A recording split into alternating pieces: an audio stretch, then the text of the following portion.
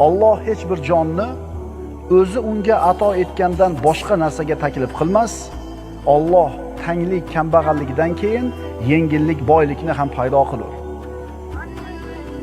5 yil, 10 yilda buyog'ida, 20-30 yilda buyog'ida qo'lida davlat to'plangan birodarlar, eslanglar-da. Shu davlat kelmay turib yo'q edi. Eplab tirishchilik qilib zo'rg'a kuningizni o'tkazgansiz. Ko'tini ko'tiga ulab, uchini uchiga ulab.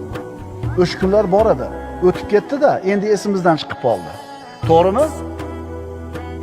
10 ming dollar bo'lsa yetadi degan kunlaringiz bo'lgan. Hozir o'sha 10 ming dollar yo'q odam aytadi, 10 ming bo'lsa yetadi deydi, xotirjam bo'laman deydi.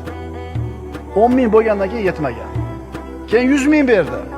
O'sha 10 mingni so'ragan payti esdan chiqib qoldi. Inson esdan chiqarib qo'yadi.